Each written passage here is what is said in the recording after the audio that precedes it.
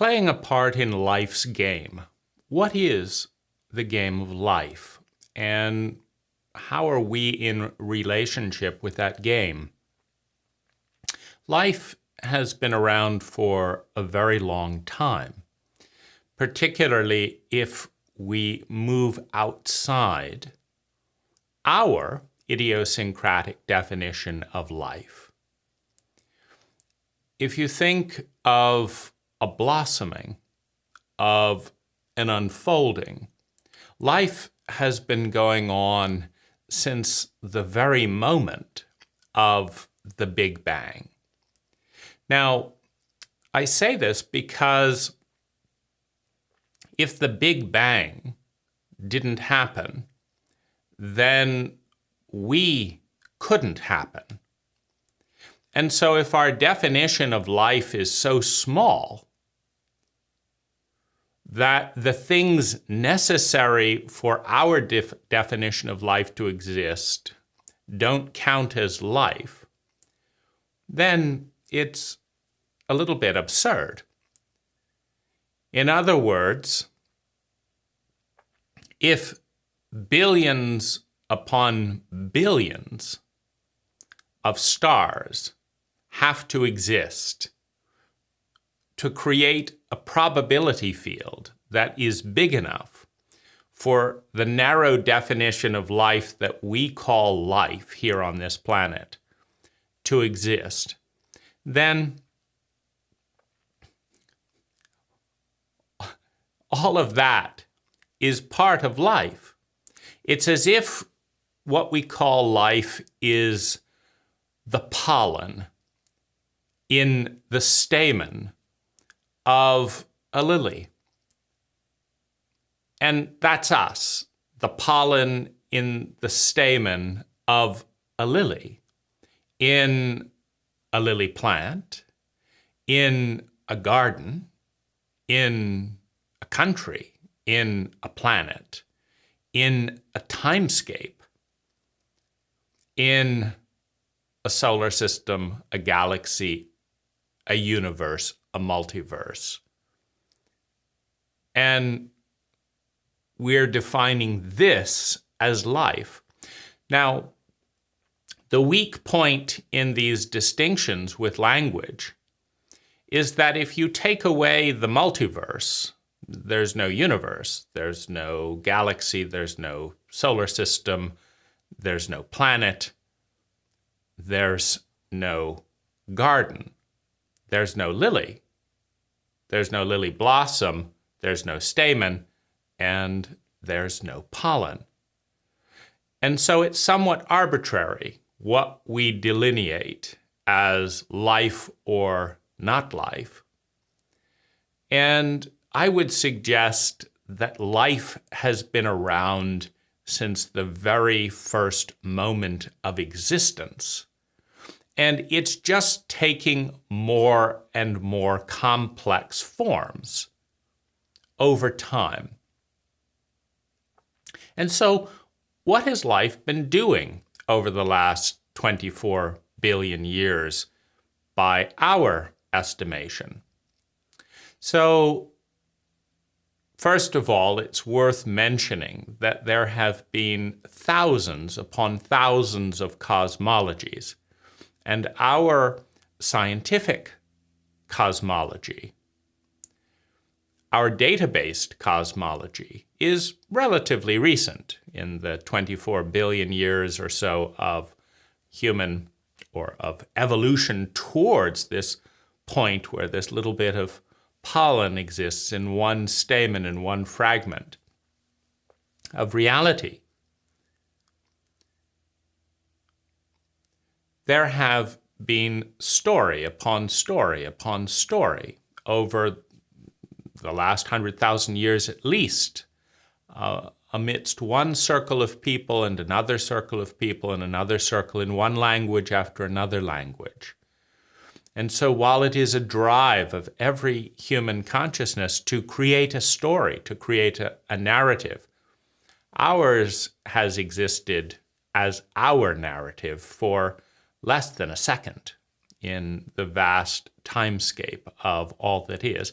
But in our narrative, 24 billion years ago, for no particular reason, an energy that was less than the size of a pea, a mass that was less than the size of a pea, suddenly decided to get bigger and bigger and bigger and bigger, and has been getting bigger for the last 24 billion years. Now, as it's been getting bigger, it has been dividing and dividing. So it's been getting bigger, taking up more space, and it has been dividing. And as you know with multiplication, the possibility field expands with each distinct variable being multiplied.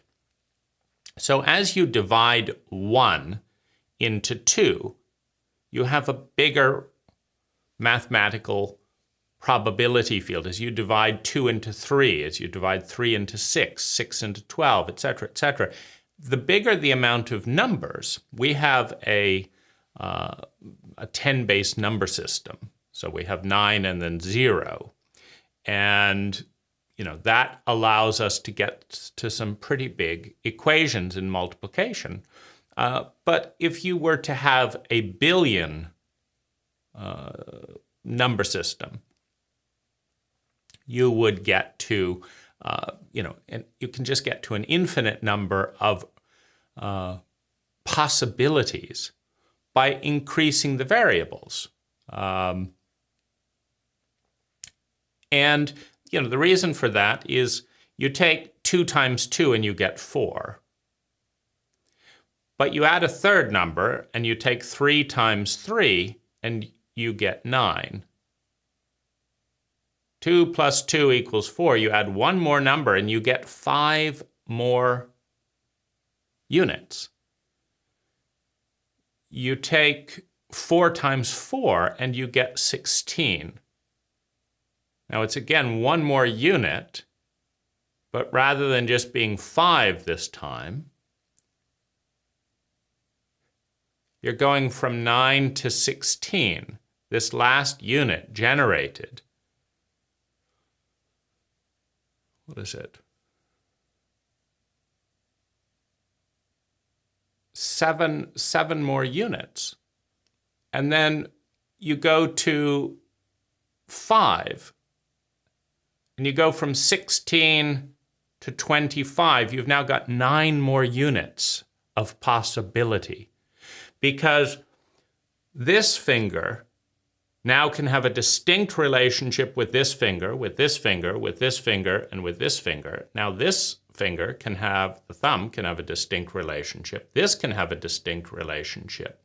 And this is the possibility field of all relationships. And in the phenomena of sex and procreation, some of these relationships synergize and form yet a new variable. And then now you have complex relationships with each of the new births, each of the new patterns of energy. So you could say that life's basic template for existing and moving forward is to expand, divide, and form more and more complex relationships with itself, and repeat.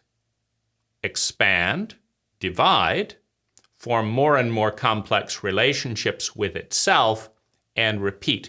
But there's another element in life that's very important. It's the evolutionary element. And the evolutionary function is to create a vast amount of diversity, a vast amount of complexity, and then within that diversity and complexity, see which patterns of energy do well together. So, for example, the Earth ant population. every year in all of the species of ants, there are mutations. There are creative experiments, if you will, scientific experiments.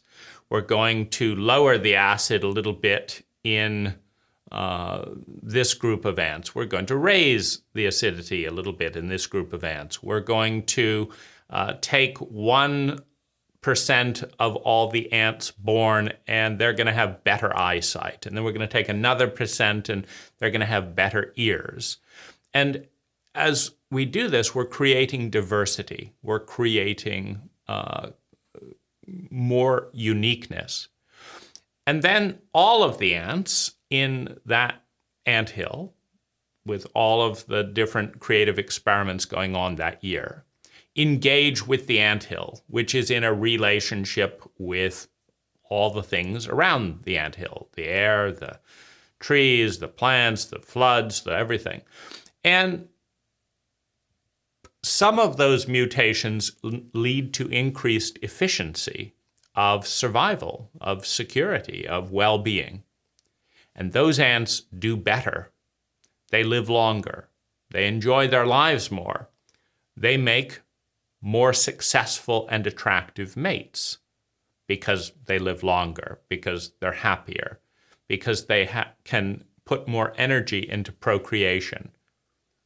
And they do. And over time, what nature is up to is creating more and more efficient, more and more complex, more and more synergistic relationships over time. And the wonderful thing about nature, unlike any given human being or species, is that nature, that life, has an unlimited amount of time. So you can look at nature or life's track record over the last 24 billion years.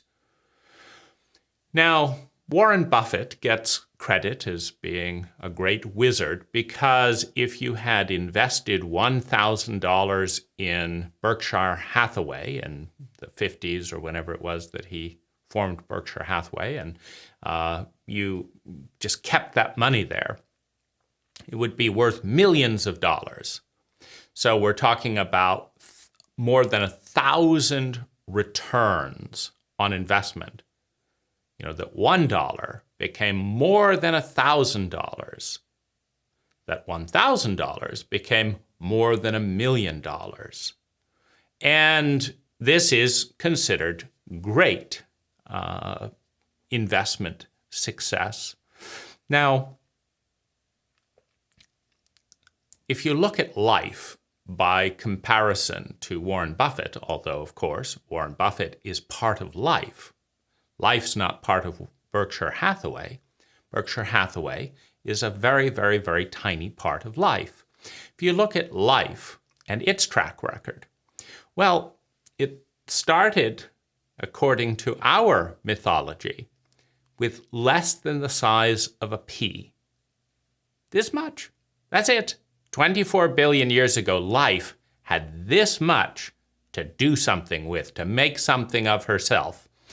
And there's little itty-bitty life, and the command, the program, the iteration, the algorithm goes forth. Life, go out and make something. Let's see what you can do with yourself. You've got this little bit of energy. What can you do with it? And life, first of all, makes it a lot bigger. Very rapidly grows it. I mean, thousands and thousands of percent. So, we're already ahead of Warren Buffett here, but, booming along here. Life is just exploding from a very, very tiny shape into something much bigger. And having made a lot of more of itself, life then starts dividing. This will be gaseous energy. This will be this kind. This will be this kind of gas. This will be this kind of gas. This will be these types of atoms. And then it gets bigger again, simultaneously, just getting bigger and bigger all the time. It's like it's multitasking. Getting bigger, getting more specialized, getting more complex. Now, while it's running those two experiments of let's get just endlessly big and let's diversify, it's then experimenting with the ever-increasing complexity of relationships that are generated by more and more specialized patterns of energy. Because you could think of everything. An atom is a pattern of energy. It's a pattern of a proton and electron doing this and this in a pattern of relationship. So it's a pattern of energy in relationship with a pattern of energy. And so that now we have an atom. Then we have this kind of atom and that type of atom. And now the atoms are relating and forming molecules. So you have an increasing complexity. You have a trend towards increased volume. You have a trend towards increased diversity, specialization. And then you have a trend towards complexity generated by that diversity. And you have a trend towards more and more complex forms of relating. So patterns that form patterns. You have a trend towards synergy, because you could say a molecule is a synergy of a certain number of atoms. You could say an atom is a synergy of these, little electrons and things. They've formed a relationship. And then life adds in this other program, which is iteration, experimentation, because there's procreation that comes out of each relationship. When this atom relates to this atom, you get this. It's a new phenomena. It's a new equation. And with this, when this molecule relates to this molecule, again, you get something different. Now, sometimes you get this amazing thing called kind of regeneration, where a relationship is so successful that it repeats, that you get another human being out of two human beings, a whole nother human, not just an interesting tension that had never existed before. You get a whole nother human. So sometimes you have a plant learns to give birth to itself, to another plant. And this goes on for millions upon millions upon millions upon billions upon billions upon billions of years. Now, this is what life is up to. Life experiments by diversifying, by mutating, and then just sees what happens.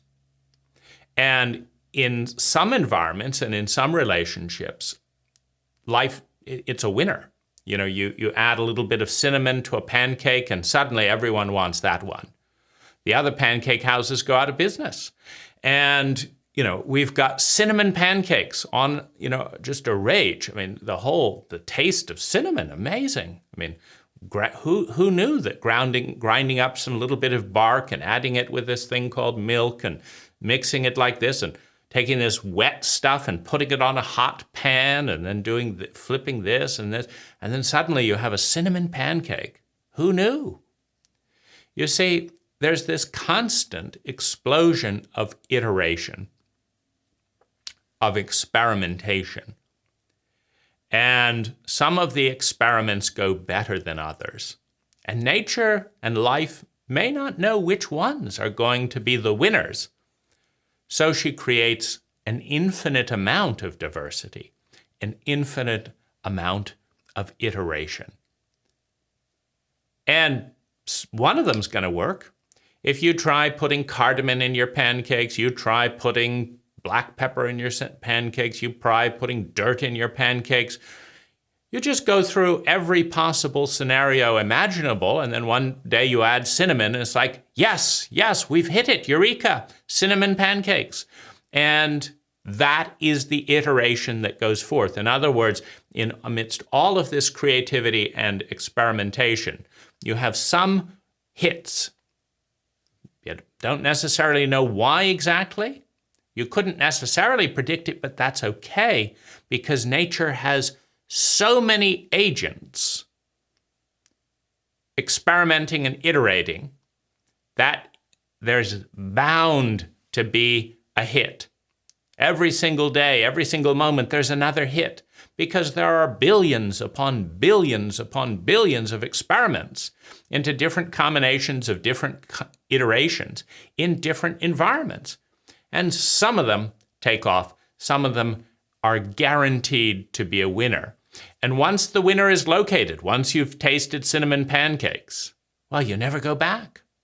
Once you discover the cell phone instead of the wired phone, you don't go back.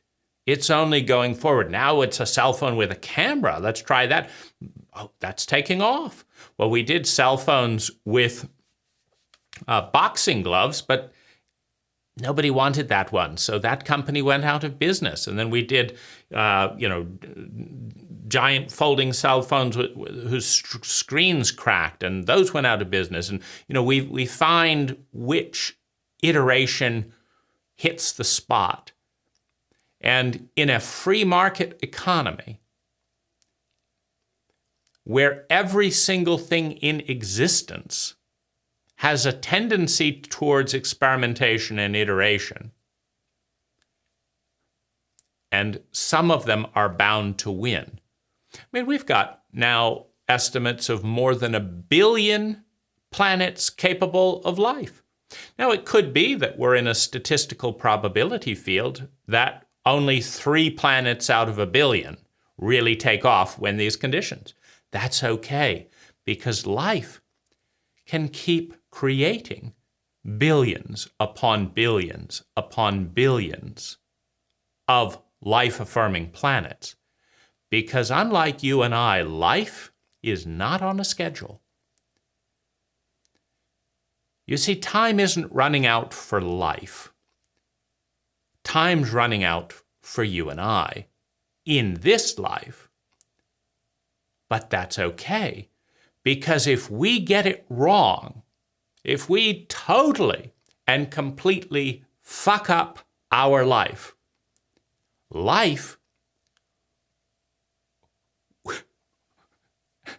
we'll just have another one, and another one, and another one. Life goes on. And if we completely and totally destroy the possibility for human life, because we can't really destroy the possibility for life. We have to remember just how narrow our definition is. But if we destroy our possibility for human life on this planet, which, if we work hard enough, we could do it. Send off enough nuclear bombs, poison enough people, continue our crappy education system. And, one of these days we could finally succeed at eradicating human beings from this planet. But that's okay as far as life's concerned. That's one more successful experiment. Remember, Thomas Edison tested 10,000 light bulbs. And every time he, put a filament in, connected it, it lit up a little bit or created lots of heat and then blew up or didn't last very long. Thomas Edison took note and said, don't use this, hydrogen oxide with this filament. Instead, switch it to this one. That one's a little better. And after 10,000 iterations, he said, these are the things not to do. This is wonderful. Now I know what not to do, and now I know what to do. And then that continues. Well, life's got 1 billion life-affirming planets in the wings. So it's okay if we don't succeed as a species, because either the remaining chimpanzees and mammalians, etc., will evolve into a new species that was more successful, that life learned from.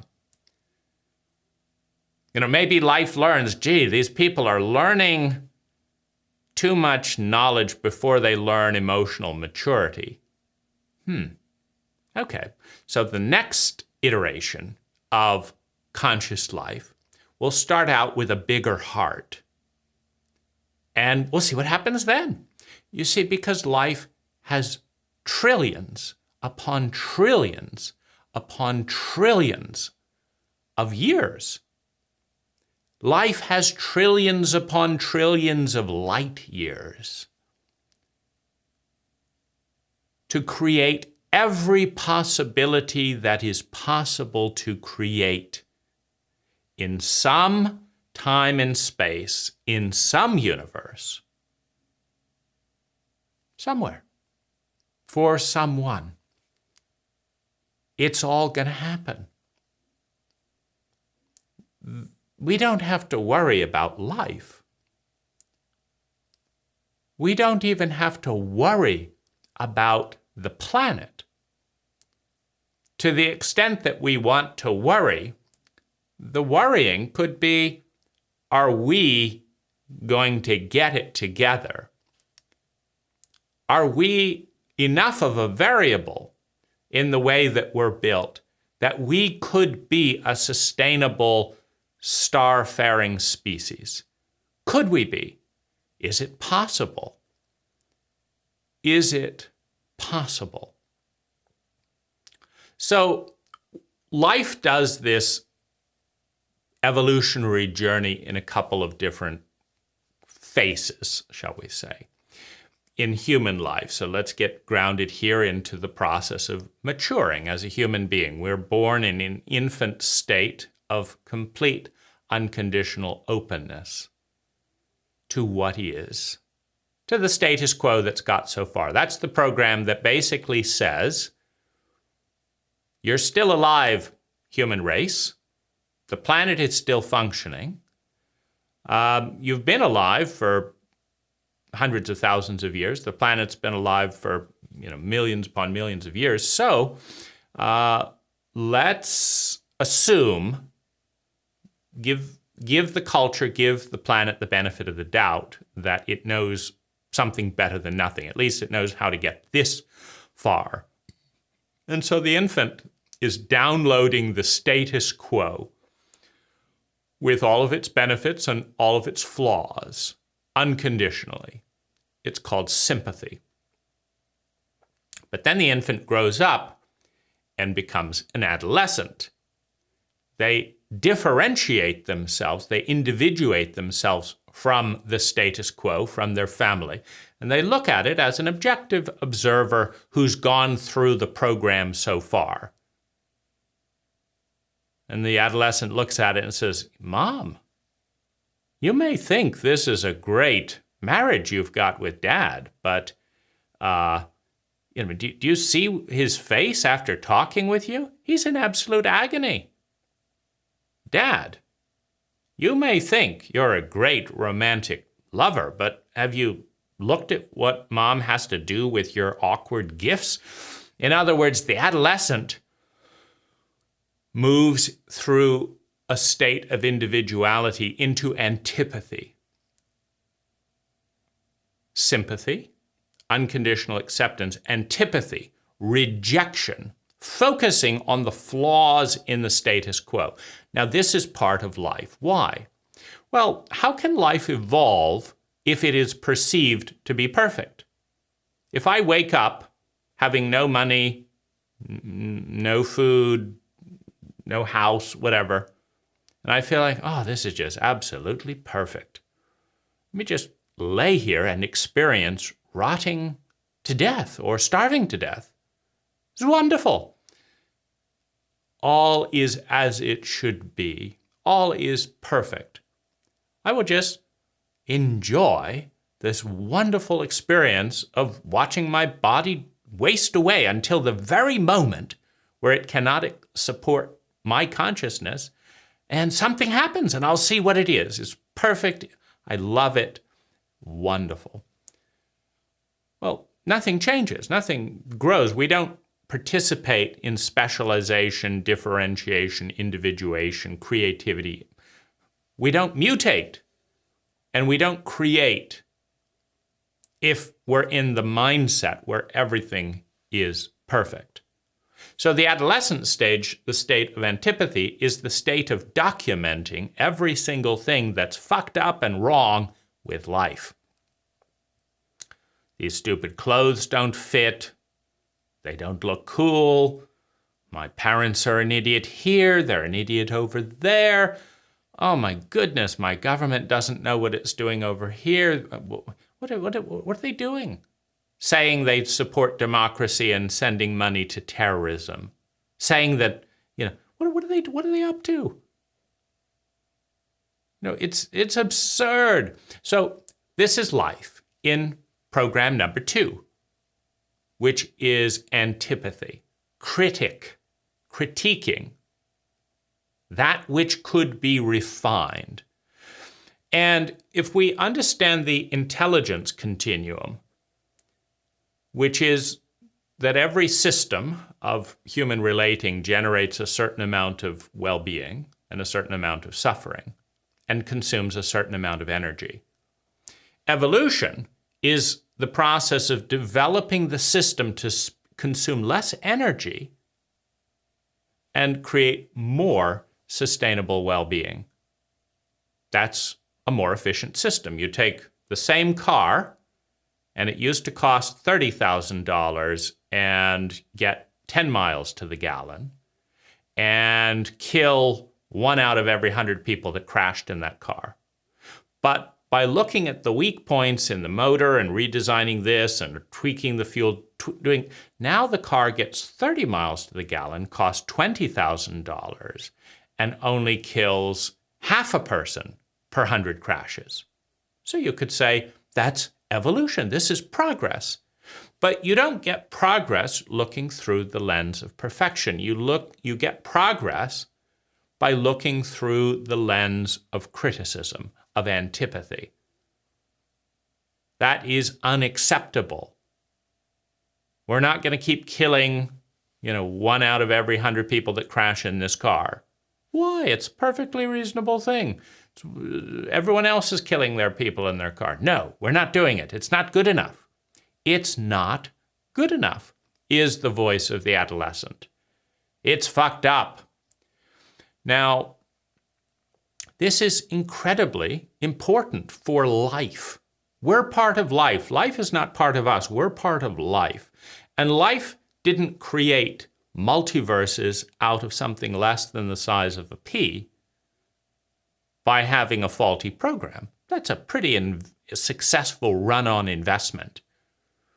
If you could give and divvy up bits of energy, you could give some to Warren Buffett, and he said he'll turn this little bit of energy into something 1,000 times bigger than this. And you give it to this person, and they say they'll take this little bit of energy and do absolutely nothing with it because they'll never get around to it. And you give this little bit of energy to this other person and this other deity and this other program, and they'll turn this thing from a bit of compressed energy into a green slime that's this big. 20 times bigger. It's all slimy and green. But you give it to life, and it will create multiverses and billions upon billions of planets capable of generating the amount of biodiversity that we're on today. Who are you going to give your money to? You got 30 little bits of energy to give out. Who are you going to give your little bits of energy to? I'm giving mine to life. Because she's got a stellar track record. Stellar. Now, the most wonderful thing about life is the endless horizon of time. Life doesn't have to get it right the first time. Life could get an entire universe wrong. Start with another energy bit this big, and 25 billion years, have another universe as successful or more successful than ours. At what? At starting with what is, criticizing it, and then making it better. So you have sympathy, antipathy, synthesis. Now we move into the adult. The child blindly accepts everything that is. The adolescent snobbishly rejects everything. It's all completely fucked up. Every adolescent knows this. Their parents, heaven help them, they're never going to make it, or, it would be worth making it. Their teachers, of course, complete morons. Their friends, I mean, why don't their friends recognize how important they are? Every adolescent understands just how fucked up everything else is.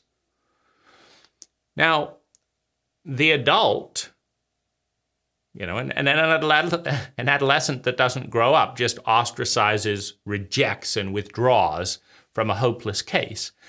But if you move into the adult state of synthesis, you start getting realistic. Isn't it absurd that people value money more than human life? Oh, absolutely. The adolescent wants no part of money, right? The adult says, yeah, that is absurd. But we still need to get eggs, and unless I want to spend my entire life raising chickens, I'm going to use money for this purpose. And the adult says, yes, parents are fucked up, but they're the best thing we have to create the next generation. In other words, if we get rid of all parents and potential parents, there will be no more future species. So as fucked up as parents are, the better approach will be to educate the next generation of parents, to make the next generation more efficient, more intelligent than the last generation. And so the adult takes the best of the status quo, rejects the worst of the status quo, iterates and improves and becomes part of a new and improved status quo. And by doing that process, sympathy, antipathy, synthesis, by doing that, we surrender to be part of the life that gave birth to us. We are out on the outer rim of life. Life gave birth to us. And the most successful parts of life rapidly iterate, becoming more and more intelligent, more and more efficient at creating sustainable, felt well-being. Life becomes more and more successful through our iteration, through us downloading the current program, rejecting and recognizing its many imperfections, and then moving to make it better, moving towards synthesis, towards iteration, experimentation, mutation, and superior life. Superior life relative to what was done before. Doctors back a few hundred years ago didn't have microscopes, and they had just become all enamored with the new scientific dogma, which is that if you don't see it, it's not real, and we're going to get rid of mysticism, we're going to get rid of paranormal stuff, etc. It's all completely mechanical phenomena that occurs for no particular reason based on the five senses. The only trouble was the eyes were not capable of seeing germs. And so, the doctors got rid of the idea of midwives and praying and all of that, old hat and, superstitious. And they were going to deliver babies in hospital through good mechanical mechanisms. They just lacked this one very critical thing, which was the awareness that germs existed. The awareness that just because their eyes couldn't see all there was to be seen didn't mean it didn't exist. Now, Louis Pasteur and another doctor around the same time, whose name escapes me, noticed that a lot of women and children, infants, coming out of hospitals died very shortly afterwards. In fact, they speculated and wondered if women might be increasing their death rates considerably by going to a doctor to be born. And they also speculated that washing hands seems to work. There probably is some kind of a bacteria, something that's too small to see. Now, the good materialistic doctors of the time scoffed at Louis Pasteur and his theory of pasteurization, the idea that you have to heat and warm, sterilize instruments and stuff, because there must be, even though we can't see them, even though science doesn't have a theory, there must be something going on that we don't know, that we don't see. Now, the doctors ran these two people out of town. One ended up in a mental institution, and another ended up being humiliated by all the leading doctors in the time. And all of the dominant doctors of the day refused to listen to the idea of germ theory, refused to wash their hands, refused to sterilize their instruments, and continued to murder infants and mothers day after day after day after day, becoming cumulatively responsible for tens of thousands of direct murder as a result of a woman trusting the doctor to come into the hospital. And then the microscope was introduced. And sure enough, Louis Pasteur and others that have speculated about this said, my goodness, they were right. There are little germs. There are bacterias, number one. And the bacterias are removed. We don't see them in the microscope anymore when our instruments are sterilized. Because the doctors, unfortunately, in their fervor for understanding science at the time, were dividing their time between dissecting cadavers and delivering babies without washing their hands or their instruments. And so the bacteria that was designed to dissolve the body in a dead body was getting onto the hands of the doctors and then being transmitted to the women and children. And so the microscope was invented, and then the hospitals started taking care of their patients. Reluctantly, nobody likes to give up a good old theory, a good old dogma, but finally, doctors took care of their patients. That's called evolution. There are situations when hospitals correctly can benefit a birthing situation. And there are germs, and there are many situations. One of the highest causes of death on the planet today is hospital malpractice.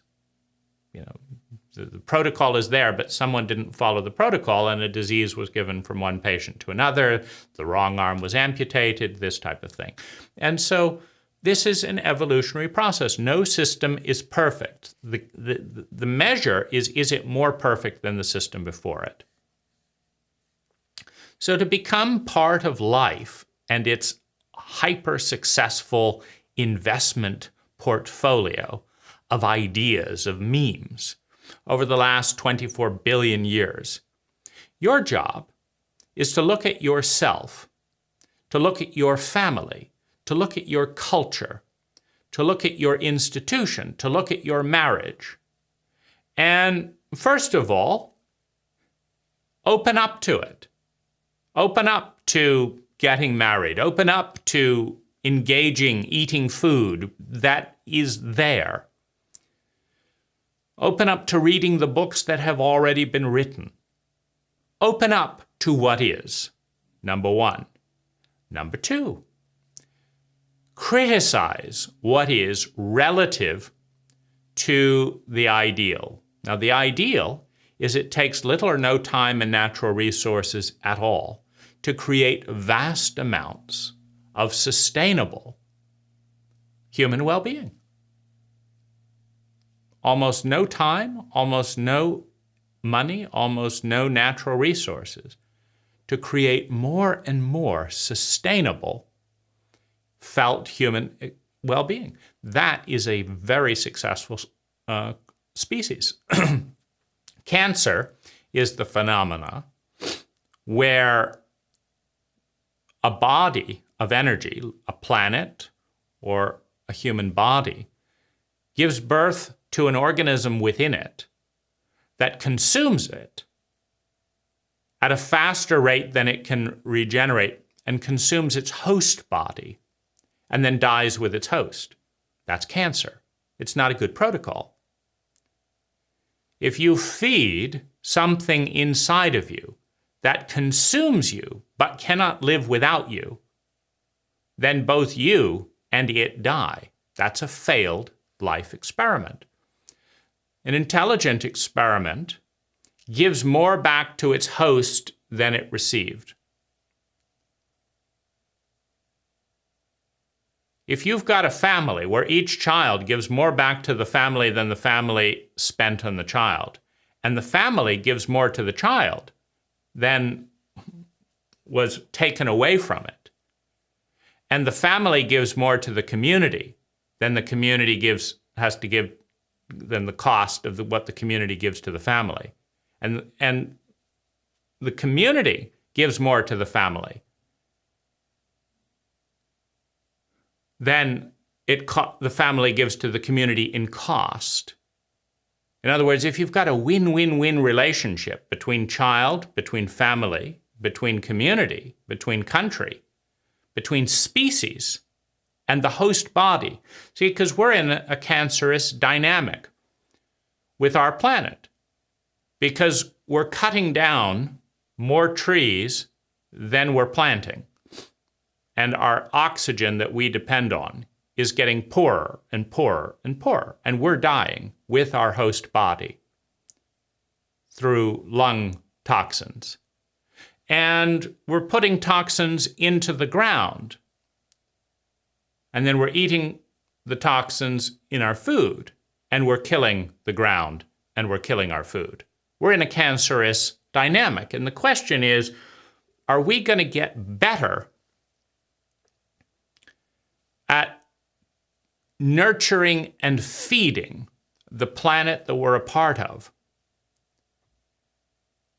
the planet that is our host body? Or are we going to kill the planet to such an extent that we cannot exist on the planet and die with our host body, and it takes another billion or so years for conscious, intelligent life to come back and do another round? Because we have limited time, but life has unlimited amount of time. So if you want to be part of life, to join with life is to criticize, to measure what is inefficient, the waste of your system, the waste of your system of thinking, the waste of your system of feeling, the waste of your system of eating, the waste of your system of disciplining, the waste of your system of journaling, the waste of your system of educating yourself. To note and measure the waste, but not just stand there as an annoying teenager and say, oh my goodness, when will these other people get it together? When will my parents ever learn? But to move into the adult stage of saying, okay, I have a unique perspective on this cult. I know how they educated me, and I know how boring it was, and how mediocre, and how little of the subjects I used. I care about that. So what does good education, what does 10x education look like? Because that's where you become potentially the bleeding edge of life. 10x iteration. Now, a lot of nature's evolution is 1%, 2%, the ant hill, the ants in this generation of ants built an anthill 2% better. The trees grew 3% faster. This new seed of tree grew 3% faster. And over 1 million years, slowly this variety takes over and stuff like that at very low rates. But 10x evolution, where you take a system and you generate 1,000% more success, more sustainable well-being, better protocols, 10 times less waste. Now that's evolution. That tells you that nature, that life knew what it was doing by creating the human imagination. Now, we don't know anywhere in the universe for certain that there is another imagination like ours. This could be a unique variety in a few billion years of life's experiments. Or it could be incredibly common and, much more advanced in this universe over here, in this galaxy over here, in this planet over here, that we are far too busy repeating and arguing with ourselves in order to get out into space and actually discover what's out there.